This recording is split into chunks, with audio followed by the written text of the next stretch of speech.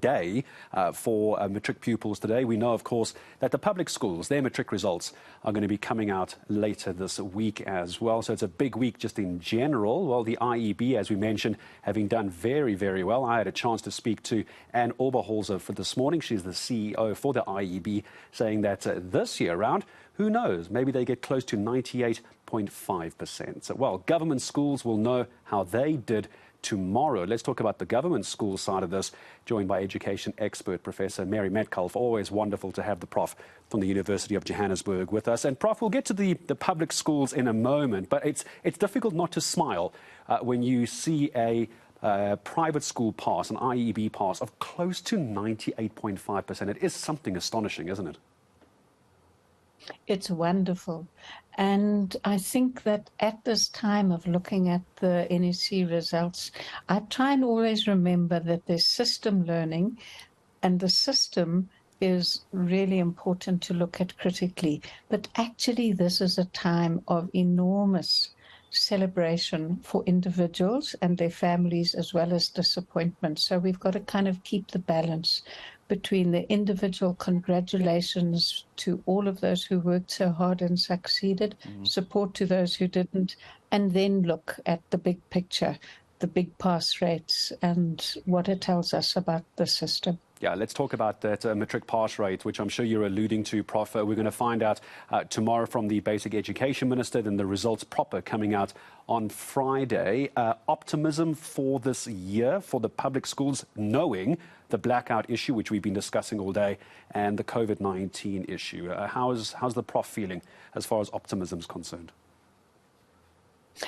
Well, I think if we look at the results for the last 2 years, where learners were very deeply affected by COVID, although the results were slightly down to the anticipated improvements, actually, I think many educationists would say that the classes of 2020 and 2021 did remarkably well, despite the fact that they lost so much time at school.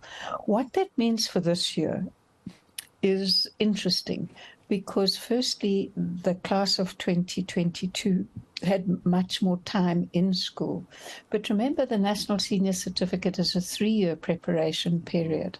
So this class was also affected by the massive disruption in time of 2020 and 2021.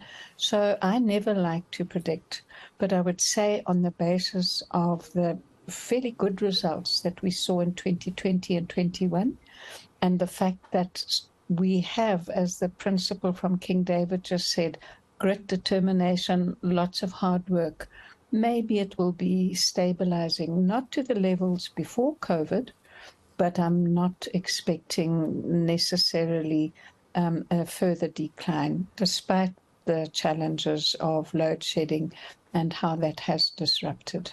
There's a sense of reality as well, isn't there, Prof? Because you and I have been talking for many, many years when these results come out and just before the Matric exams. There's always this issue of the public schools and the low pass rate. And that was always going to come up again, the pass mark. Sorry, not the pass rate, the pass mark in a public school, because when you kick that tin a bit further down the road, we then start seeing pupils not making it into college, TVETs, never mind university. So you've got to ask the question again, public schooling, does it really prepare you for the next step? Let me take that in 2 bites. So I'm going to use it to make a comment about the different pass rates for private and public schools, without detracting from the hard work that is done, which resulted in the, 98.5% pass rate.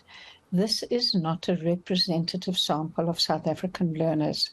It is a segment of our learners. It's a class, it's a group of only 13,500 learners, whereas the public schools cover the whole range of socioeconomic categories. And it's a huge group. This year, about 920,000. So it's a much larger group. It's more representative. And the learners that go to private schools, I would argue, and I'm not aware of any research that would support this specifically, but in general terms, definitely, the group of learners at private schools, if they were attending public schools, would do just as well, or nearly as well. So it's a segment, it's not representative. In terms of the challenges in public schooling, you asked two things that I think I'd like to look at. One is the level of the pass rate and the purposes of the National Senior Certificate. We still use Matric, everybody still does, but Matric is actually an old term that talks about matriculation in order to enter universities. In the National Senior Certificate, we've got different categories of pass with different requirements for that pass level. You leave with a National Senior Certificate to go into, to be eligible to apply for a bachelor's degree or a certificate or a diploma, or you simply pass the National Senior Certificate. So that's part of the complexity, and there's a spread of learners across.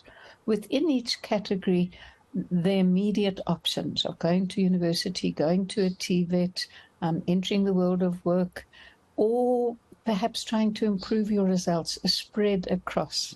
So I hope that kind of answers what you were asking. No, it absolutely does. It does. And because you're quite right, Prof, and as I say goodbye to you, and you're quite right. Well, you know, there is the excitement today, of course, of how the IEB students did, and we're trying to compare that to the public schools. I think you were spot on. It's not a fair sample rate. You can't actually look at them and try and have a conversation in the same breath. So I think you're absolutely right on pulling me up on that one. And I think we're going to talk about the public schools in more detail. But you're quite right. Celebrate today by all means, but also got to keep it in context. And Prof, always such a pleasure to have you with us, Professor Mary Metcalfe from UJ on the IEB results. Of course, they celebrate. Why shouldn't they? They did all the hard work.